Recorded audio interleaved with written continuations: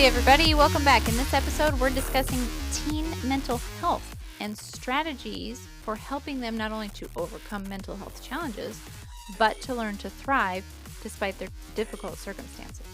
We are empathetic to the real struggles and suffering that parents and youth are dealing with, and we want to provide hope in this episode. Through personal experience, as well as from working with thousands of youth and doing decades of research, we've discovered what actually works to help teens deal with the challenges they face today. We know that not every situation is black and white, and there's not always clear-cut answers or solutions, but in this episode, we will provide some puzzle pieces that may fit perfectly for your unique situation. Please use what you can and share it with others who may need to hear this. This episode is sponsored by Mr. Denning's Habits for a Successful Life, a live online class for teenagers. After studying personal development for 20 years, we looked far and wide for a class that would teach our teenagers something more important than academics. Specifically, we wanted them to learn how to practice self-leadership and to manage their mind and emotions. We couldn't find something, so we decided to create it ourselves. And teens are absolutely loving this class. They love Mr. Denning's stories, and they love interacting with other amazing youth who share their values and their passion. If you have teenagers or know someone who does, please share this class with them. You can go to worldschoolacademy.com or extraordinaryfamilylife.com. Links can also be found in the show notes. Hey everybody, welcome to another episode of the Extraordinary Family Life Podcast. This one's going to be good. Today, we are talking about some of the coolest human beings on Earth. Teenagers. Yeah. They are awesome. But man, they get a bad rap. I think if there's one group of humans that get thrown under the bus more often than others, it's teens, man. Well, and if you read my last email, Greg, or my post about how teenagers actually were invented in the last 100 years, because previous to that, there wasn't, officially the word teenager was invented like in the last 100 years. Well, that's because the philosophy kind of came about. Yeah. Where either you, I did read that, but it's either you were a child, and then as soon as you, really, it was kind of around the age, as soon as you started coming of puberty age. and well, it reached adult size. Right. Essentially, then it's like, okay, coming of age ritual, time to become an adult now. Let's go. And then, 13, 14, 15, they had serious responsibilities that were leaning into adult life. And in old cultures, they were getting married at that age, having kids, and like taking on serious responsibility and ownership. And now we're like, and like we would call child services people that gave the kids responsibilities. Regardless of how you viewed that or view that now, whatever, that's irrelevant. The point is that there wasn't this limbo transition period of teenagehood that exists now. And so I think teenagers started getting the bad rap when they started being labeled as teenagers and being seen as a transitory period in between childhood and adult life. Yep. Instead of being given more real adult responsibilities like they were previously. Right. And if you and I lean into this same kind of ideology of like, oh, well, let's just give them a good 5 or 6 or 10 years to get their crap together, well, then what's the end result of that? But anyways, okay, so it came from some coaching sessions and some emails. That ties in directly to, that conversation happened in our previous podcast about episode, the one right before this, about failure to launch. That's kind of what happens with that. So you can dive into that if you want about failure to launch. But so we got a heartfelt email from a mom, and we get these often. In fact, that's how she started her email. She's like, I've been following you guys for years, and I've always heard you say, talk about getting messages from parents about their teens. And she's like, here I am sending you a message about my teen. And the very first thing Rachel and I want to say is, please don't misunderstand any of what we're saying today. We're not trying to be cold-hearted or unfeeling or uncaring. In fact, we are very feeling and empathetic towards situations like this. And you're not a bad parent. You're not unusual. It's not that you've done something wrong per se. We just are here to have these conversations, to bring awareness, to help there be more openness and communication and understanding about what is happening in more than just your home, right? In many homes, and what we can do about it and what options there are. And that's the good news. There's tons of options, you guys. And we have to take this so seriously. And so my responses to parents are often like, hey, don't mess around with this. Don't wait. Don't hesitate. Don't procrastinate. Don't think this will blow over. Like, what you have is the beginnings of a very, very serious situation. And if you have a teen that's just disconnecting more and more and leaning into worse and worse behaviors, like, you can't think, oh, it's a fad, they'll grow out of it, oh, this sucks, hope it gets better, cross my fingers. Like, you've got to give this the attention that it deserves. Or, like Rachel and I love to talk about, that little baby monster will turn into a full-grown monster of a dragon that'll burn your house down. I use the dragon analogy. It's a baby dragon, and you have to get it while it's small before it grows into a big dragon that's much harder to kill. And that's what it's like with any problem or symptom that you notice. If you don't, and this is true in marriage, this is true in your finances, this is true in your personal development. If you don't kill the dragon while it's small, it's not going away. It's going to just keep growing in the background until it's giant and it starts taking over your life. And that could be with your health. That could be with your marriage falling apart. And it's definitely true with your teens and your parenting. So one of the things we like to say, and of course, for most parents, they don't know. They're not aware of what the symptoms are. And so they don't always see where certain things will lead. And so it's not until there's some big problem or issue going on where kids, it could be something as simple as kids are sleeping in all day long or late into the afternoon, or they're not getting good grades, or they're not being responsible, or they're even to trying drugs or sex or whatever. It's often not until there is a noticeable problem that most parents are even aware that there's a problem at all. Where because we have worked with youth so much and then with our own teens, of course, we're able to spot potential problems much sooner. And so we take action on those potential problems much sooner. And that is actually it's a much easier parenting strategy. That's what makes parenting like real easy and doable. Like, you notice a little problem, you're like, oop, let's take care of that. It's like, okay, say you're gardening, for example, and you see a little weed coming up, just grab the thing, pull it out. Before you got this overgrown garden and you're like, man, we got to burn the whole thing down. It is like that. And it is amazing to me how much easier parenting becomes and everything else in life when you have that approach of saying, oh, okay, this is not a big deal right now. And we teach our kids that too. We're like, okay, this isn't a big deal, but if this thing continues to grow, here's what it could turn into. And that's a problem. And so when you have that approach to parenting and to working with your kids, it does make parenting much easier because you're pulling out the weeds instead of trying to get this massive plant that's taken root. And so this, if you don't have teens and you're still listening, I love you, man. I'll give you a hug right now. But I want to emphasize what we're going to cover today is for you because it'll apply in your life. These are tools and strategies that will help you be your best. They're for teens, they're for young adults, right? Those teens will become young adults, and it gets even more challenging to parent that way.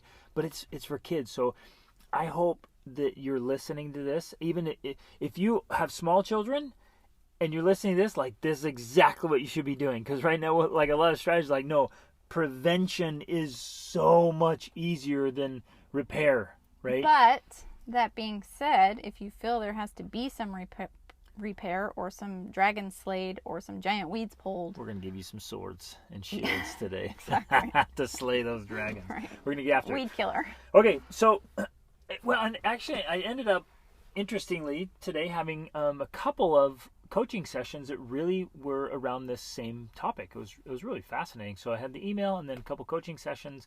And it was awesome, insightful. And those of you who are going into the teen years, like if your oldest are just getting to be tweens and teens, you sense the change in your role and your dynamic and the part you play in your kids' lives. And one of the things that was said in a coaching session today was really meaningful and thoughtful, and it reminded me of that change of, like, when your kids are little, like, they're your world and you're their world, and you're like, you're everything, and then they become teens and that changes. And you might not be the cool. I'm sorry. Go ahead. That's natural and normal Right. in a biological sense, because if not, they'd never leave the nest. Exactly. They have to go through that process of starting to look out into the world to see what other options are out there. Absolutely. But in that tradition, you don't want to lose them or lose a position as a respected mentor and parent. And in fact, I was just reading in the book Grit by Angela Duckworth. And she was talking about the best type of parents, the parents who raise children to have grit, are people who their children want to emulate. Ooh. They are the type of people who do the things that not, because she said when children are younger, they imitate you. They copy what you do to learn how to do things in the world. But when they grow up and they start to look around in those teen years and start to see what other people are doing in the world, if they come back and still want to do what you're doing, they've chosen to emulate you, and that's powerful. So that's what you want to do, and that's who you want to be, is the person your teen wants to emulate. Here's where some loving coaching comes in. If what you're doing is healthy and good and growing, I'll circle back to that later, but one of the key ingredients here is that, well, Rachel just said it, like they emulate you, they follow your example. A lot of, and I'm saying this with love here, but I gotta say it, a lot of you have poor habits and poor patterns, and you're setting a poor example, and your kids, not knowing any better, pick up those same habits and patterns, and that leads them into a lot of the trouble they experience as teens. Now, And young adults. So I know that can be hard to hear, but we have to hold up a mirror and say, wait a minute, what have I, as a parent, led them into? And there's a like, if you, let's say, for example, the classic example is you're just all over entertainment every night. You're on screens and you're watching TV. Let's pick the iconic, eating junk food, consuming junk media every day, every night. And so your kids growing up are like, woo, sweet, junk food and junk media. And they do that as kids, and they get into that habit and pattern, and their life, they don't know any different, so they become conditioned around junk media and junk food. And then you start leaning that into adolescence. Oh man, that is a train wreck waiting to happen. And so a lot of kids are so, by the time they become teens, they're so addicted to that and so deep into that they honestly have a sincerely hard time functioning as human beings. Functioning with friends, building relationships, being active, getting out, chasing dreams, goals, staying positive, on and on and on. They really struggle because from a get-go, they're just so consumed, and this is all backed by science. There's tons of research by junk food and junk entertainment, and that input in both those sources determines the output. Well, because ultimately what determines success for both teens and adults are the habits that they have. Absolutely. I mean, back to the scientific research on this, it's very clear that in order to have good mental health, to have good meaning and purpose in your life, you have to have positive habits, habits that establish those positive feelings. That's the that is actually the foundational piece of creating a meaningful life and of getting out of things like anxiety, depression, all of that. It stems from something as simple as having positive habits. And people, like, I don't know, maybe this is a good time to go into this right now, but people want to believe that even with something as serious as mental health issues, which are real, especially if they're caused by something like trauma or genetics, because there's a lot of genetic influence on that, or from the breakdown of families, all of these things that are happening in society or happening to people can cause mental health issues and a lot of other problems, and that is real.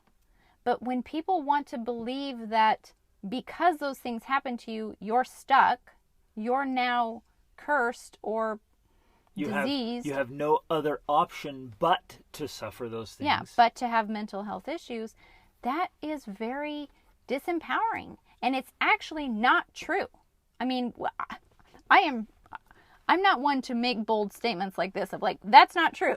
But I am going to make it about this because we've done so much research on this, and the clinical science behind it is very clear that 98% of the time, at least 95% of the time, in most cases, those issues can be, what's the word, combated or resolved, transcended, overcome, whatever, with positive behavior and habits. And mental management.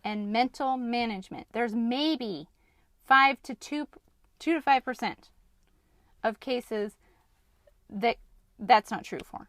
But for the majority of people, teens included, adults included, it is positive habits, mental and emotional management that make the difference. So, and if I might say, some people are funny, and it'll be interesting how people respond to this. When you give them a percentage, like, no, only 5% of people struggle with that. It's interesting where you decide to be. Oh, I must be in the 5. Or, oh, that's fantastic, I'm in the 95, let's go. Right. But the way you respond to that, it's same thing as like, you tell people, well, 30% of people die from that. Oh, well, I better start sending out my goodbye letters. Because I'm like, no, man, be the 7. Be one of the 7 that survive out of 10, right? It's where you decide to put yourself. So, okay, let's dive into this. And I want you to know that there's hope. There are tons of tools and strategies that Rachel and I have personally, individually been through struggles and challenges a lot. You guys know my story. I was out on my own early, and man, I faced some hard, ugly, uncomfortable things. So I have not lived a cushy, comfortable life, and I'm sitting here saying, well, you guys should just be happy about that. I'm speaking from experience. And if you just tried harder, then you could be happy, And I think to emphasize, because this isn't something you often talk about, but I think it's important to emphasize that at those points, you suffered anxiety and depression and suicide ideation. Yep. And deep insecurities and hopelessness and desperation, dark, dark days and dark moments where I genuinely ask, like, what is the point? Nothing I do makes a difference. And every time I try, as soon as things seem to be better, then something else bad happens. Like, why keep going on? So I've had the dark thoughts and been through times of deep, deep loneliness and hurt and brokenness and the insecurities, you guys, and just believing myself to be utterly worthless and unlovable. I've been there. And now, if you were to meet me, and this isn't just for the microphone or the camera, if you were to meet me and spend time with me, I'm one of the happiest, most energetic guys You're a walking antidepressant, babe.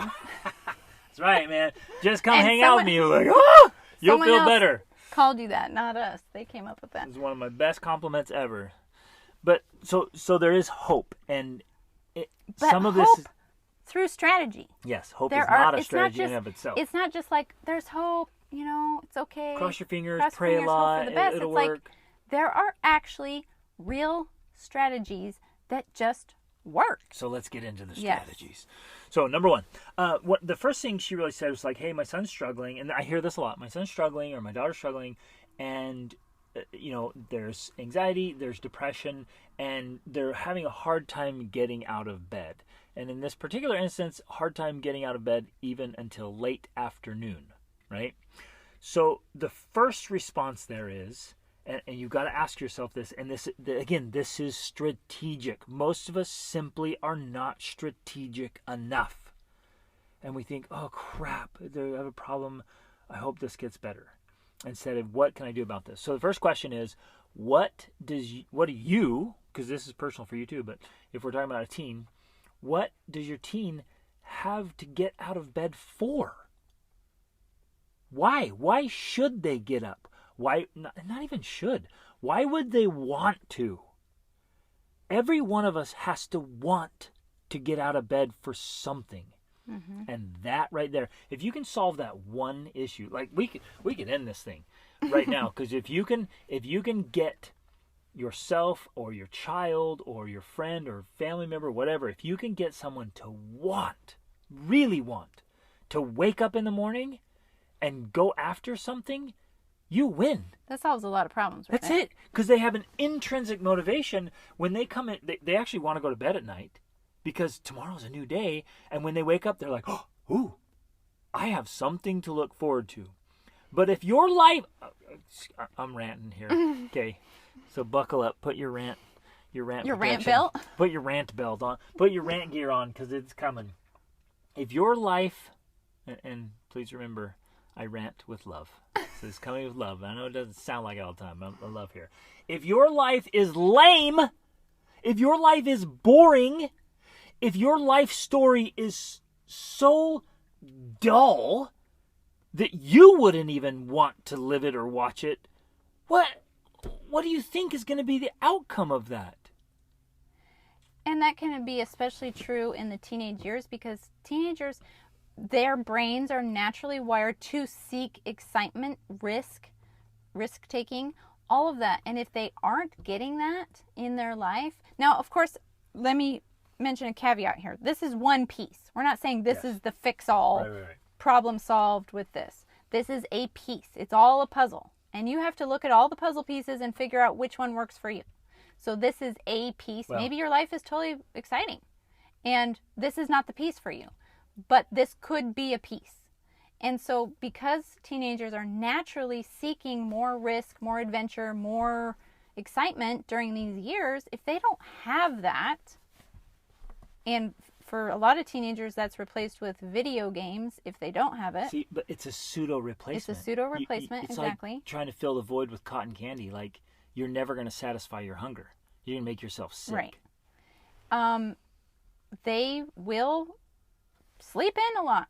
They will do other things that are more self-sabotaging behaviors because they don't have that excitement and adventure in their life. And they're going to buffer, and they're going to numb, and they're going to avoid. They're going to and then they're going to sleep. Yeah, because like, why? And you might be thinking like, well, I told them they should do some stuff, and I asked them what to do. They don't know any better. They're kids. They come into the world. You have to model this for them. And you have to support them. And what happens, you're like, hey, why don't you do something yourself? They're like, well, They come up with an idea. Scuba diving in Australia. You're like, no, you can't do that. It costs too much money. Right. And you squelch their ideas. And so then they're like, what's the point to life? Anything I want to do, it's not going to happen. Now, the other piece that's critical with this element is that when you have something exciting to look forward to in life, that brings a sense of meaning and purpose. And back to the science here, that is one of the things that combats, I don't like that word, but I don't know what else to use, that combats anxiety and depression. Having meaning and purpose in your life helps you to have fewer feelings of anxiety and depression. That's huge. So when I'm saying that this is actually a big piece, if you can help yourself, first of all, because you're modeling and you want your kids to emulate that, and then help your teens find what they are actually excited about, that's going to help a lot with something as simple as them getting out of bed in the morning. Yep. And this is true for your little children. It's true for your teens. It's true for young adults. And guess what? It is true for you. I think I know. As human beings, we are all wired for that. What's interesting, and we've heard this from literally so many wired. people. Yeah, like Brains. hardwiring in your brain. Brains are literally wired and to operate that way. We're created to live with excitement and adventure and chasing big, beautiful, meaningful things. We've heard so many adults come to us in tears and say, I stopped dreaming. Somehow I bought into the narrative or told myself a story that those dreams, I can't really dream. Come back to reality. You need a reality check. You can't really do that stuff. And so, in youth, those dreams are still possible. They believe in possibility. That's what I love about youth. They believe things are possible. Don't kill that in them like maybe it was killed in you. And maybe you've bought into that narrative of like, no, life's just, it's not exciting, it's not fun. You just have to work and pay the bills and life's just a grind.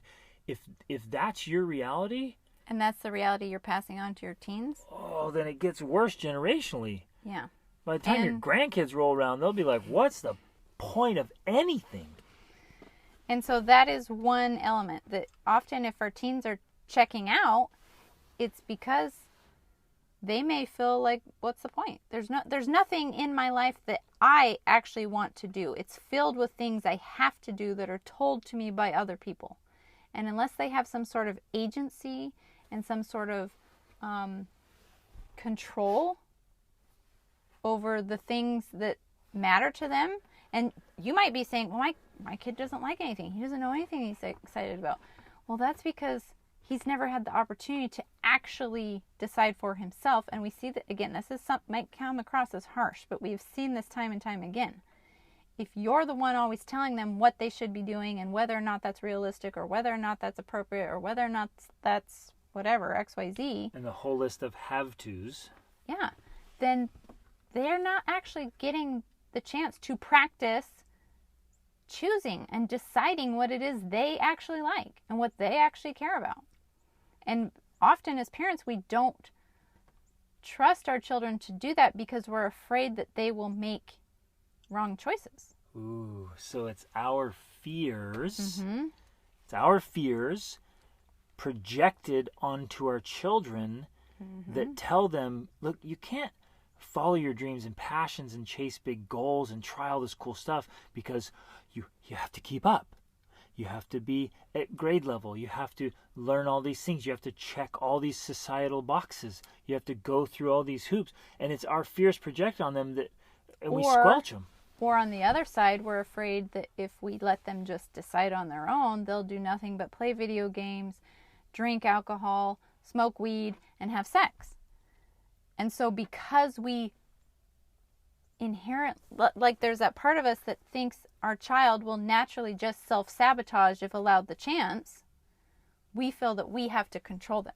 When the reality is, and this is an interesting psychological phenomenon that takes place between parent and child, once you remove the battle of the wills that's going on with children, your teens, they finally have the freedom to actually make their own choices. And most people, okay, there's a few rare exceptions, most people will choose the things that are in their best long-term interest. Especially if you give them guidance. And tools. So guidance is different than control exactly. And force. Yes. So if we will stop controlling and start guiding, and again, this has to be done with skill. You have to develop the skill to do this. We're not saying this is easy. It takes skill. Because if you right now, you're like, oh, okay, cool, we're buying in Dennings. Okay, kids, you can do whatever you want. Like, watch out. Yeah, you might be in for some trouble.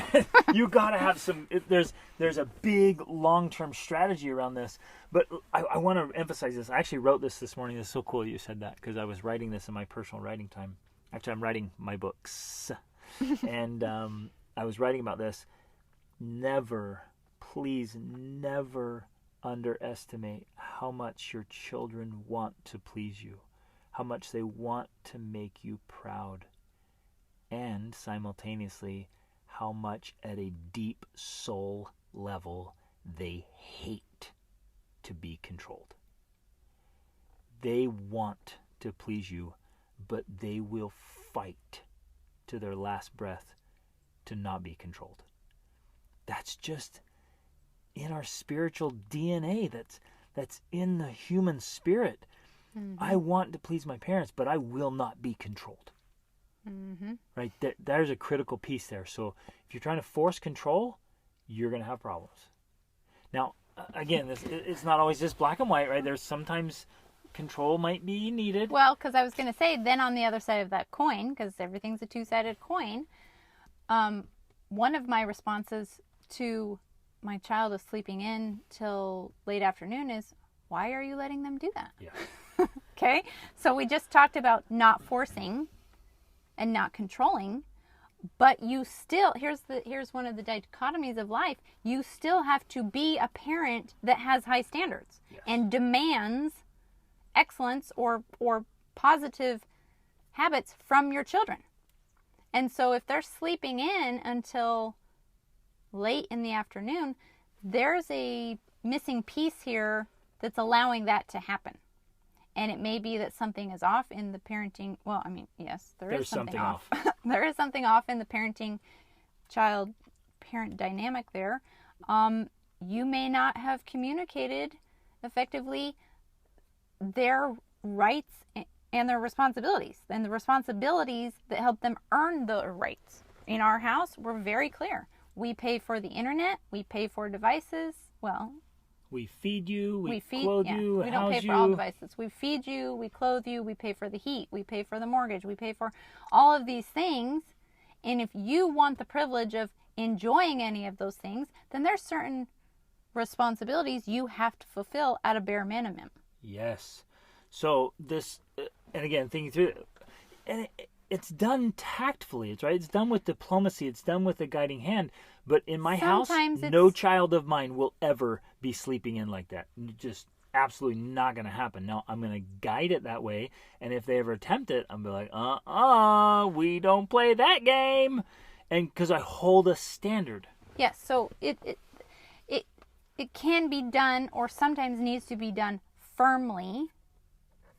And for some people, depending on your levels of agreeableness, right, that may seem mean to you, but it needs to be done.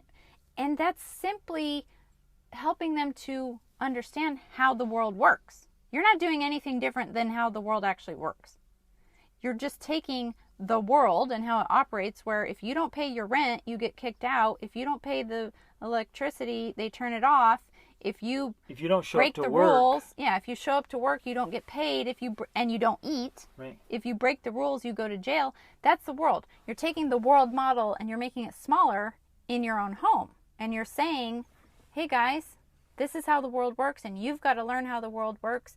And so I'm helping you by implementing a mini world in our house.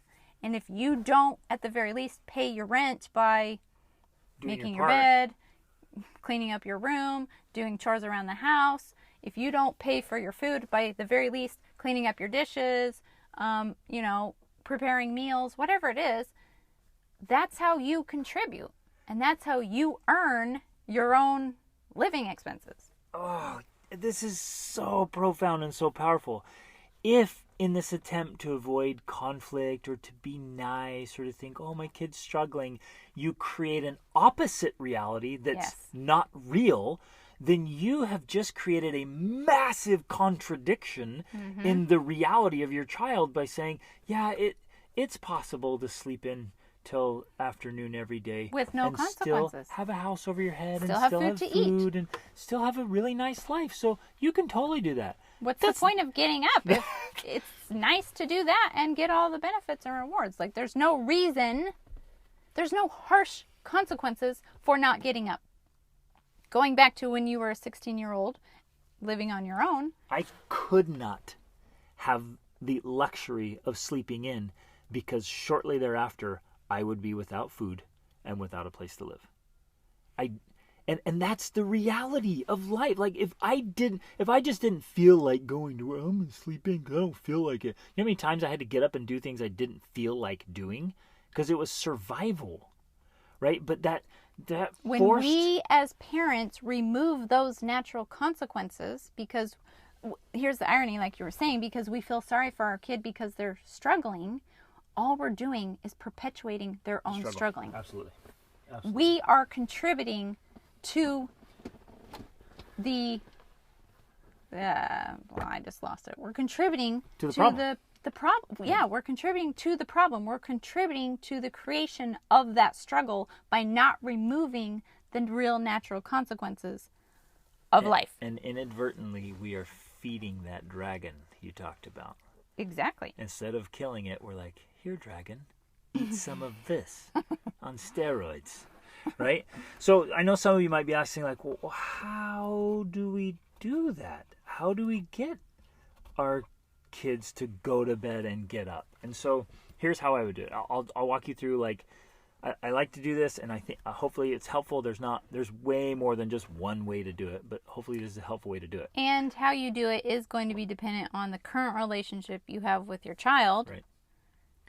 Because that will have an impact on how well it's received, exactly. Or if there's another approach that needs to be taken. Exactly. So building the relationship's always first and foremost. Just keep building the relationship. I'm gonna circle back to that in a little bit about how to build a relationship. But I would talk to the kids. I would come up with some cool stories or movies or examples. I'm going to look for any way that they are going to connect with and be like, whoa, it's awesome. My kids love stories of the hero that's disadvantaged and doesn't have a chance and rises against all opposition and becomes the hero. They love stories like that. And I love watching stories and reading stories and telling them stories of that because they see the principle of like, whoa, dude, that guy worked so hard, or that girl put in all the effort to become something, right? So we'll watch a movie like that, have a discussion like that, and I'll say, hey, what were they doing that made them great? Even when they didn't feel like doing it, it was super hard. What did they do? And my kid, everyone picks up on it. They know. They're like, man, they worked so hard. They trained so hard. They got the skills. They were doing everything. You're like, yeah.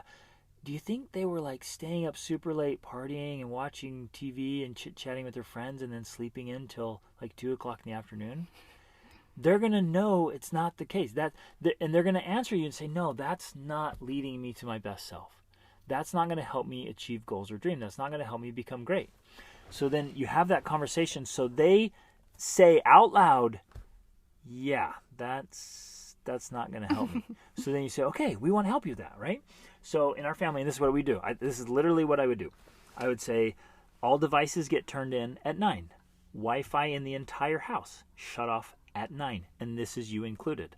Shut it off. If there's a problem in your home, shut it off. Lead the way. Turn in your own device. And this is specifically, I just want to clarify a little bit, especially if there's already an obvious problem. Yeah, exactly. If it's a little baby dragon or a little weed that you're noticing could turn into a problem, it's great to have these conversations, and if necessary, with some children, set up some boundaries, and with the others, allow them to make their own choices while monitoring them. Like screen time, watching the screen time is great.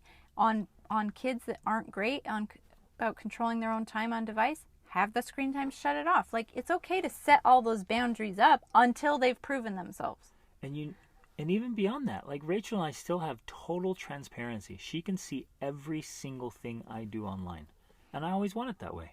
And we have transparency with our kids. We want to know what they're doing, and we have an open relationship where we see how much time they're spending on screens. And I ask my boys in particular, I walk up to them, and I do this every couple of weeks. I'll just straight say, when was the last time you saw some kind of pornography? It's no longer if, it's just when. And you're going to be exposed to it. And it's very often and it is often accidental. Yep. It's not on purpose. But 70 in research and studies they've done and surveys, 75% of young men and men admit to actively looking at pornography. It is a gigantic problem. and it needs to be addressed, and it needs to have an open conversation. That's kind of a little side note here. In almost every case I've worked with young men who are struggling like this, they have a problem with porn, and they have a problem with video games. And usually the porn started with a video game addiction. Meaning the video games came first. Yep.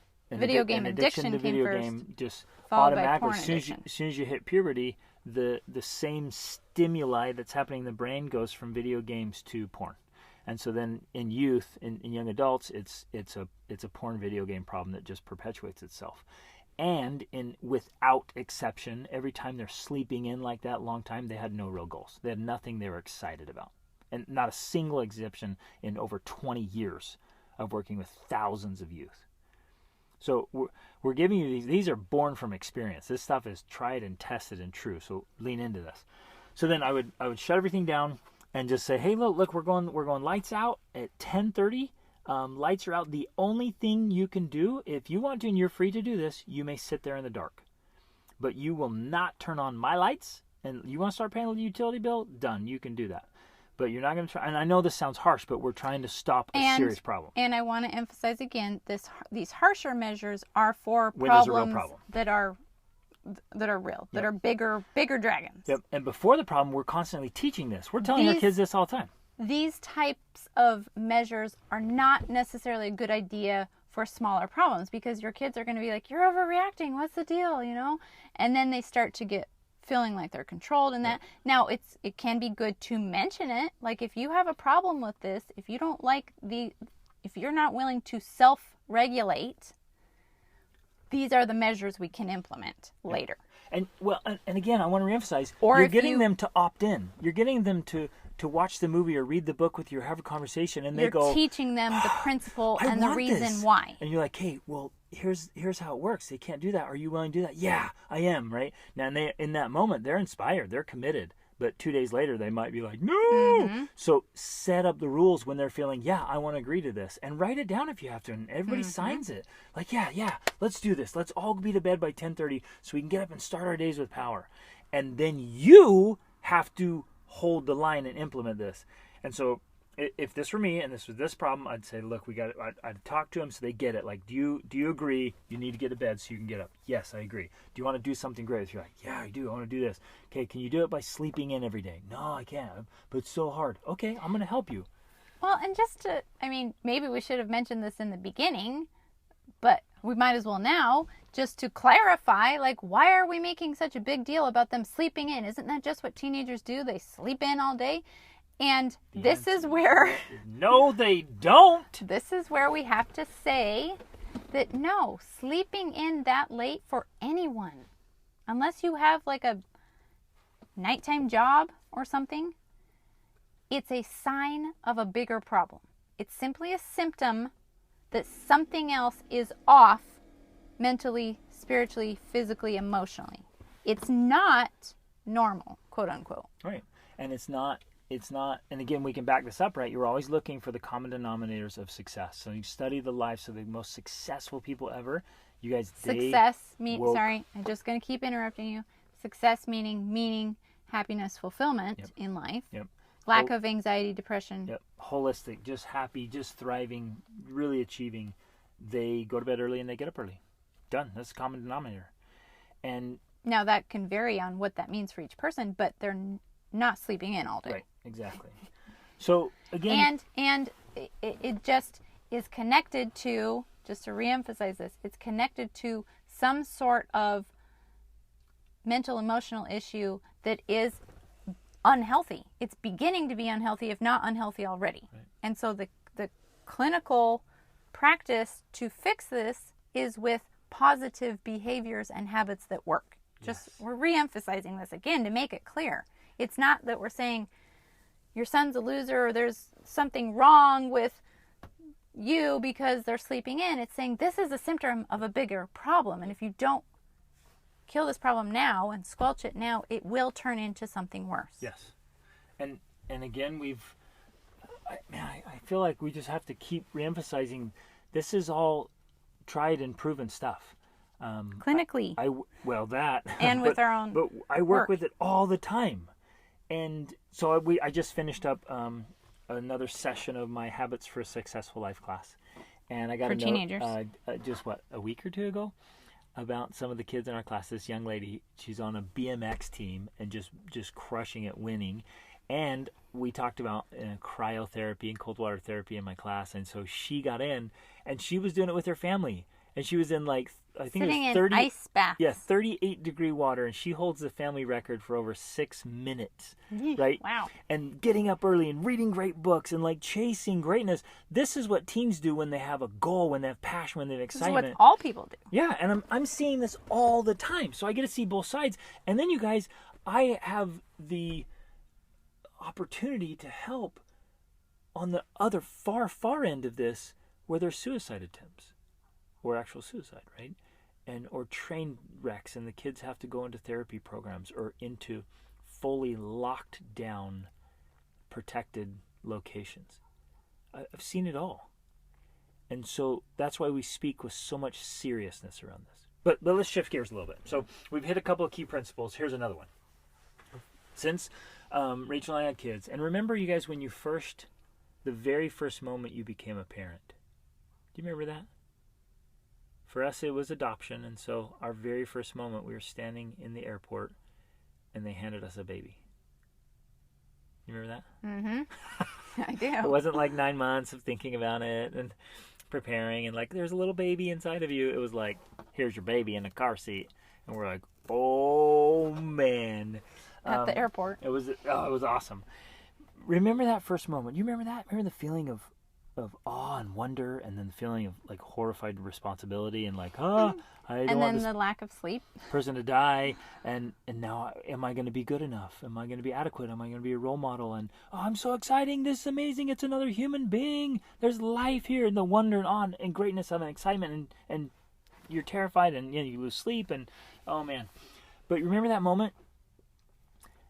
I remember it distinctly, and I've tried to keep it with me. And I've had this conviction. I said this to a friend one day when our kids were still quite young. He said, somebody asked, there was a teen struggling or something, and they're like, what would you do? And I just had this conviction. Because you, at the time, were working with teens even then. Who were doing drugs. I've had a chance to work with a lot of teens who were struggling, like drugs, alcohol. I even had a chance to teach a class inside a maximum security juvenile detention center. And I just remember thinking, look, I would do anything, and I still feel this way, I would do anything to prevent my kids from going that far. And I said to a friend, I would say I would take that kid and I would go live on Mount Kilimanjaro. So Kilimanjaro has become the symbol for me, the kind of this metaphor of this principle of be willing to go to Kilimanjaro.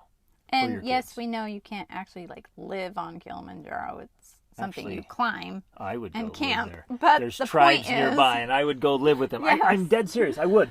The point is, you would do whatever it takes. I would do anything it takes. Right? I would drop everything, do anything for the kid. Now, the problem is, this doesn't work after. Well, it can work after. So don't give up hope. If you're struggling with somebody, and you've got to do your Kilimanjaro after they've already gotten into deep trouble, it still can work. But what I'm trying to say here is be willing to go to Kilimanjaro before it gets bad, before the dragon is huge. Mm-hmm. Be willing to do that. Most parents aren't. They want to do the bare minimum. They've slipped into this space of, and here's, man, I'm going to be honest. One of the worst things you can do as a parent is to slip into this coasting, comfortable, convenient existence. The worst thing you do is when your kids finally come into consciousness as teens and they start noticing you and start not as a little child anymore looking up to you, but as a bigger person looking over laterally. The worst thing you do is start coasting through life and sitting on the couch and watching Netflix endlessly and letting your body go and letting your mind go and letting your life go because you've already, quote, paid the price and gotten your education and done all your hard work. The worst thing you can do is start coasting, because then your kids, when they finally become cognizant, look over and like, what are you doing with your life? And they, instead of looking at you with respect, they look at you with disdain, because you're not doing anything mentally and emotionally and physically and spiritually and financially. You're not making a contribution to the world. You're not leading out by example. You're just existing. And I know that's super harsh, and I'm being blunt here. But if your kids don't respect you, they won't listen to you. and they won't follow your lead.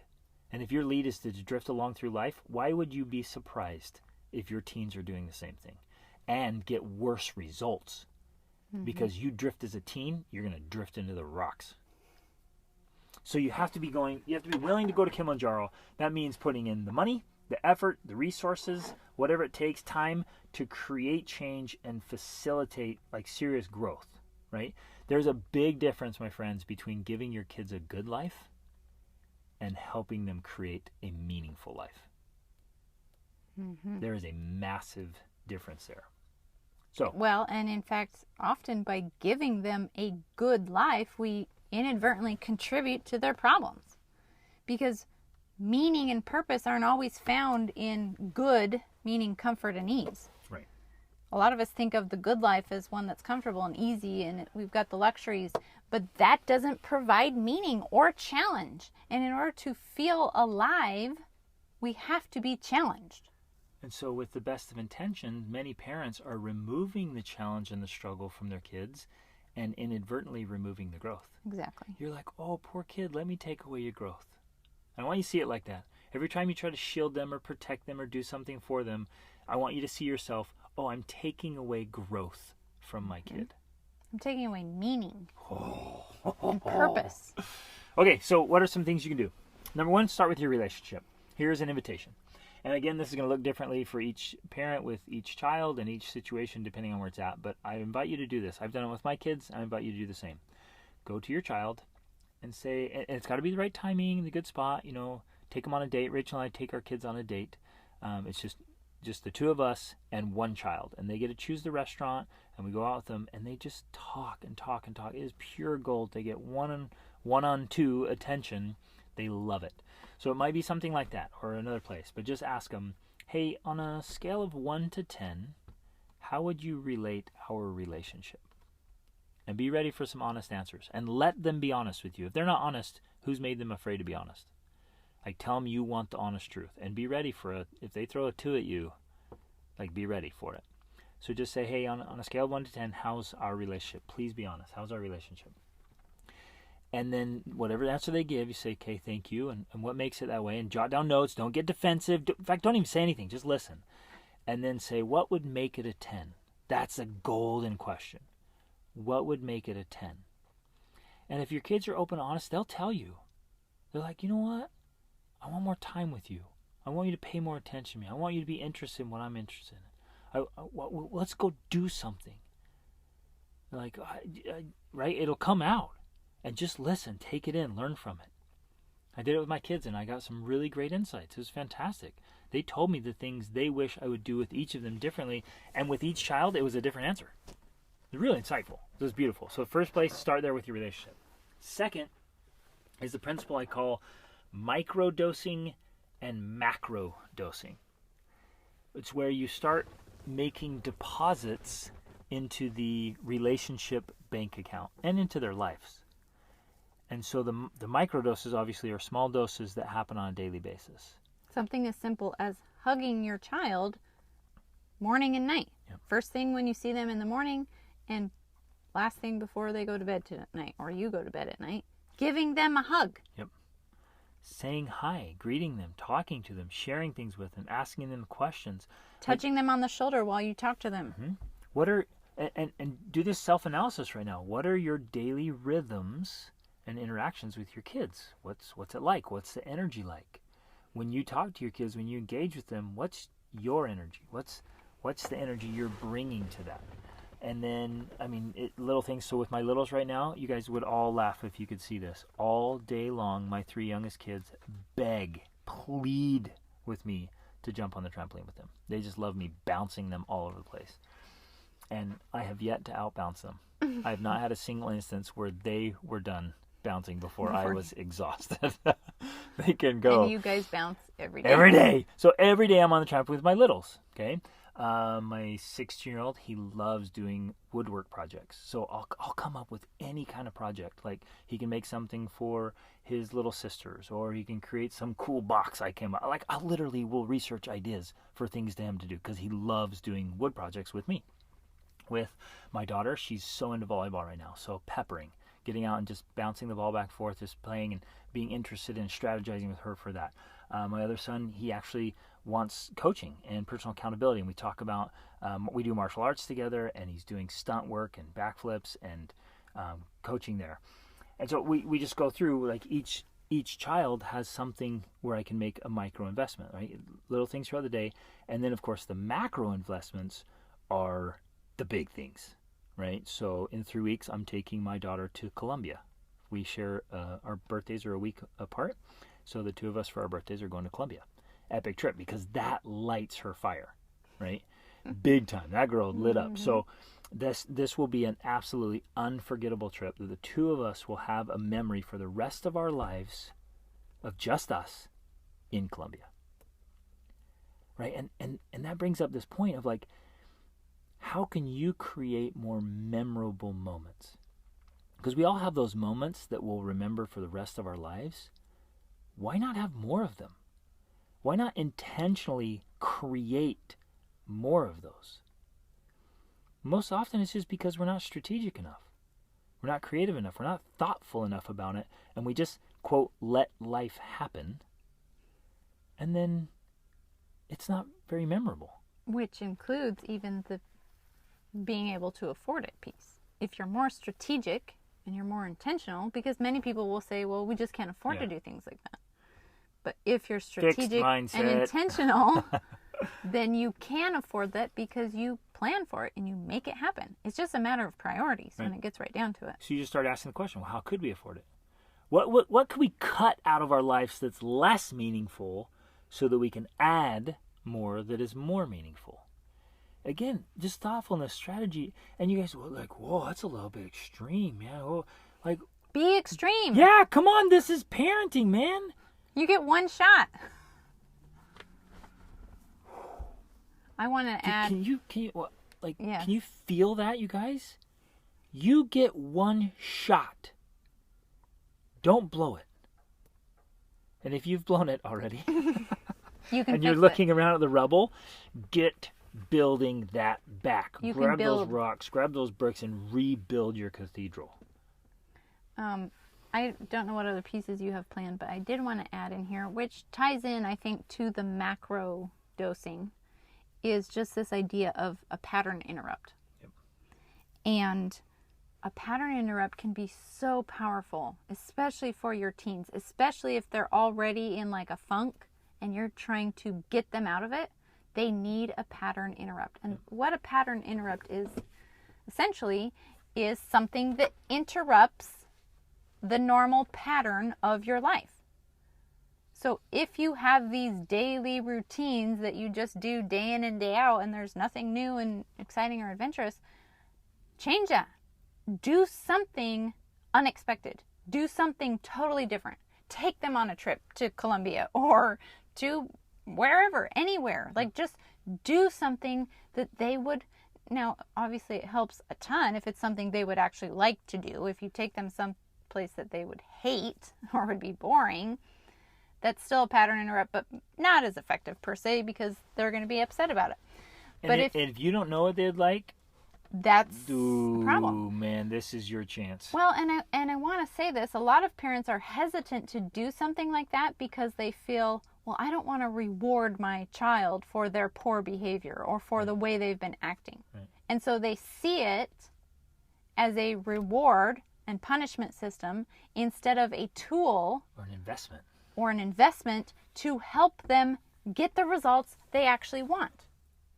We have seen this happen so many times, and we just get frustrated where parents can see their kids are off, they can see that something's not working, and we suggest things like, you should do this, you should do that, you should try this, have them do this or that. Well, I don't want to reward them. That would be giving them a reward, and they've been, they don't deserve it. Or, oh, we can't just do that right now. We're busy. We got other things. We got other stuff. And whenever their list of stuff, I'm like, that's inconsequential here to what we're talking about. The literal life of your child is potentially at least on the line. The life force, the life meaning, yeah, the life purpose. And that's on the line here. And you're like, yeah, but we have choir practice this week. And I'm like, are you kidding me? And then, you know what often happens, tragically, I got to share this.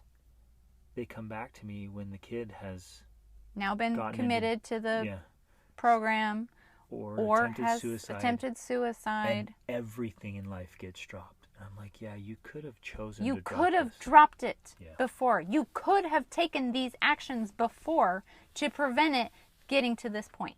And we see that time and time again. And so we're here telling you now. Notice the symptoms. Notice the signs. And do something about it before they get bigger. Because they will. Yep. If you don't do something about the signs when you see them, they will just keep growing. So back to what I would do if I had a son that was just sleeping in until he disconnected. He and I would be on a plane tomorrow. I'd be like, hey, buddy, just pack a bag. We're going somewhere really cool. And the first thing that comes to my mind right now is I'd either fly up to Alaska and meet a buddy up there. We'd be on snow machines across frozen lakes doing some epic, crazy stuff. Or maybe a flight right down to Cancun and get out on the beach and go snorkeling and scuba diving or whatever, some humanitarian trail. I'd go into the deepest, poorest parts of Morocco or Africa or India or Guatemala. I'd go in somewhere really and create this major wake-up call. Like I would go walk through the shanty towns of Casablanca. And the wake-up call that would happen in that reality check, whoo, baby, that kid's going to come out and be like, okay, my life has changed. And you think, oh, I can't afford this because it's going to cost too much. The truth is you can't afford not to. Exactly. Because the investment you're going to have to make later to fix the problems is going to cost way more than a plane ticket. Way by 10 times or more. So like let the reality of that sink in. Like make it happen. Do whatever it takes. Again, it's the Kilimanjaro philosophy. I would be on a plane tomorrow. We'd go have this epic experience. I would strategically have him meet some people who are live a totally different reality than he does and have a serious reality wake-up call. And I would strategically meet with people who are big high achievers, really successful, achieving great things, and be like, hey, what did you do to achieve that? And meet with some Olympians or some great business people he would respect. Well, sorry to interrupt for a second. I mean, in one way, that's the next level up is something like that. Yep. At the very least, taking them somewhere is creating, we call it a state change. Yep. State, and we're not talking about like the state you live on and you go to a different state. We're talking about a state change. Some of you may need to change that state. Yes, I'm dead absolutely. Serious. The environment you live in has an impact. Has a massive impact. And if you live in this boring, stale, stagnant place because your family your great grandpa decided to move there, man, move. Like go somewhere else. Like we've talked to families about this before. I remember it was like last year. This family's like, "Oh, our youth are struggling or something. Well, what's going on? What are their friends? They don't have any friends. The people around here making bad decisions." I'm like, "Move," and they're like, "What? Like uproot everything?" I'm like, "Yeah, take your kids and go." And they did, you guys, and their kids and their families thriving. They went and tested out some places. They went and tried some places and met with the community, the homeschooling groups, the churches, all this stuff. And they're like, "This is our spot." There was a different vibe there. It didn't feel so they moved. Okay, sorry. But back to state change, and what this references is your body, and obviously your teen's body, are in a regular state. Meaning there are certain chemicals that are flowing through your body that cause you to feel the way that you do on a regular basis. And for many of you, that state is a very low energy state. Maybe it's frustration you feel most of the time, or annoyance, or irritation, or just blah, which is what when Greg asks, most teenagers say they consistently feel a sense of blah. Okay? That's your state. When you take a trip, when you go somewhere new, especially if it's got something interesting or different or exciting, it changes your state. It is physiologically changing the chemistry in your body and producing new chemicals so you feel different. And when you feel different, when you're in a different state, that's the time to talk to your kid about these important things. Because now, guess what? They're not going to be thinking in their blah state. They're thinking in the new exciting state. They're feeling inspired. They want to do better. They want to be better. They want to change things. And that's when they are going to be motivated to make new commitments or to create new habits. it's a very powerful tool that you can actually use to change your kids. Yep. And it's not really that hard. In fact, it's very easy, but parents just put up this wall of excuses of why it can't be done. Yep. So, oh man, spot on, Rach. That is the key. Change their state when they're in this sense of possibility and hope. Positivity. Then say, okay, well, let's make a plan. Let's do this. What are we going to do differently? And then when you bring go back up. home, don't go back into the same rut or the pit of mediocrity that you've hollowed out there, as somebody said. Don't go back into that same situation. Go back and revamp everything. If you've got to throw away your TV or sell it or put it in the storage unit or something, if you've got to totally change the whole dynamics of the house, get the kid out of the basement, move his bedroom, like do totally different things, sign up for classes or whatever, like whatever you have to do, make the changes and go back into a new pattern, a new reality, a new habit that's going to be empowering. And I have to say, like Rachel reminded me of what she was saying about changing the state. A lot of the most talented and sought after coaches and therapists and counselors in this space, the very first thing they start to assess is food. What kind of food are we eating? Because there's so much chemicals, so much garbage. So if you're eating junk food and processed foods and fast food, there's so much junk in and there's direct links. Again, this isn't our opinion. This is like backed up by very specific research and science. There's chemicals that are triggering these kind of behaviors and mental responses, from anxiety to depression to discouragement to whatever. And so check food. You got to get healthy food. That'll change your state. Exercising, moving your body, and then their habits. They're looking at their habits. They're like, hey, you got to get up at a certain time every morning. Let's pick a time and you get up every morning at that time. It doesn't matter where your trauma came from. It doesn't matter what was the what your genetics cause. are. It doesn't matter what your genetics are. Across the board. You'll feel better if you get up at the same time every day. And then move your body and eat good food. Like, wow. Nobody can, like, no. Nobody's going to argue against that. Like, no, it won't work. Whatever. You will feel better. And guess what else? If you smile. Well, I don't feel like smiling. Yeah. But guess what? When you smile, you force a smile, it releases serotonin into your body. And you're like, oh, I feel better. And it's possible, this is interesting, but it's possible to get addicted to negativity. Addicted to pessimism and discouragement, depression, and fear, because it releases cortisol and we get addicted to it. But that's a whole nother topic. So again, I think there's lots of tools we've given you here. Please know, like, there are strategies, there's tools, there's training, there's help, there's hope. If you need some serious help, reach out to us. We can set up a coaching session. If you need, we have a parenting program, how to be a parent mentor, how to mentor your kids through these changes. And as this becomes new to you and you're taking on a new role and new challenges, like, lean into it. Grow, learn, rise up, do whatever it takes.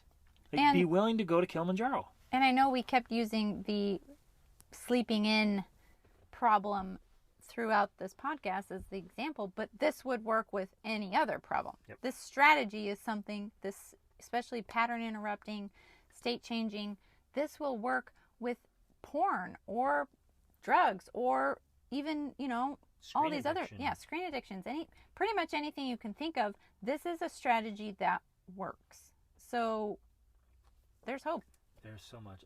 And you guys, I've had the privilege to take so many kids out of this pit where they, of their own accord, they'll get up and say, you know what, no, I'm not staying up late anymore, I'm not sleeping anymore. And they set their alarm and they get up. And they themselves either sell or even throw away or destroy, in some cases, their gaming console, because they realize, that's not leading me to my best self. That's not taking me to my dreams. It's just fun. And then they make those choices. Yes, filling the void. And then they set huge goals and they go do the most incredible and inspiring things that most of us think, oh, teens don't do that. They just are blah, blah, blah, right? And it's just not the case. At any age, when you're on fire and lit up with excitement for life, incredible things, inspiring things, wonderful things are happening, and life is so good. And then the nagging and the dragging and the tears and the fears and the fights go away, and you get to cheer and celebrate. as your children do incredible things and live their potential and rise. So lean in. Take this very, very seriously and spend some time in creativity. A friend of mine pointed out to me that reactive and creative are spelled with the exact same letters. The only difference is the letter C. You just move it to the front. So you can be reactive as a parent and to these situations, or you can be creative as a parent and to these situations. And all you have to do is move the C. So then we can get and geek out and play on, the play on words and play on sounds, and we could go with CSEE. If you move C to the front, then you're no longer reactive, you're creative. Yeah, you change your perspective. You can do so much with that. And this is our invitation. Be super creative. Put in the mental work here. Mm-hmm. Put in all the work and come up with ways to really improve your teens' mental health, well-being, and help them break out of problems that can be destructive. And thrive. Thrive. And I forgot to mention this, but reach out for outside help. Sometimes your youth, they don't want to hear from you. And that's one of the reasons I do my Habits for a Successful Life class for youth. They love it. And they get to hear from somebody else. And we get to read great books together, have great discussions, and be able to coach, right? And we send our kids to other great coaches and mentors and classes and all this stuff. So getting these outside perspectives. And our kids are reading books all the time. And, I'm sorry to interrupt you. Actually, why don't you finish, and then I'm going to add this piece. Go for it.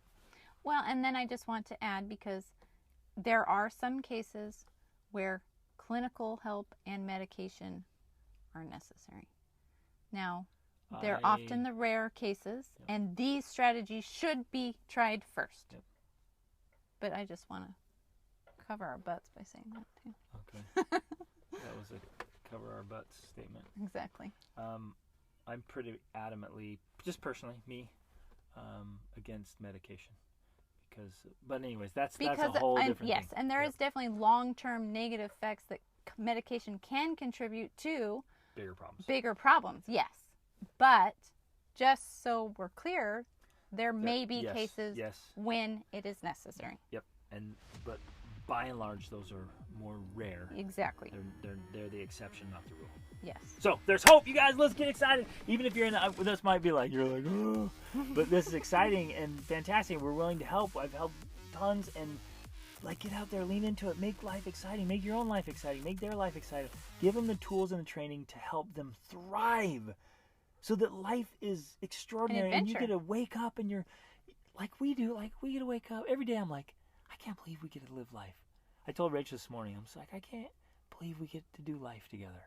Right? How awesome this is. And 7 wonderful kids that are just growing and learning and doing cool stuff. And we get to work with other awesome families. Life is so cool. And we've been in dark spots before, you guys, so it hasn't always been so cool. But we're trying to help prevent those and get you out of them, so that you can get in this place where you wake up every day and you're like, man, I love family life. It's the best. Okay, love you guys. Reach out. Hey, if you're still here, thank you so much for listening. There are hundreds of thousands of podcasts out there, and you've chosen to listen to ours. Thanks for that. And if you found value in this episode, please consider rating or leaving us a review on Apple Podcasts or your favorite podcast player. You can find the show notes for this episode at extraordinaryfamilylife.com, where you can also take the next step to level up your family life by taking a course, a challenge, or a workshop, or by receiving coaching from Greg and I in marriage, parenting, money, or family.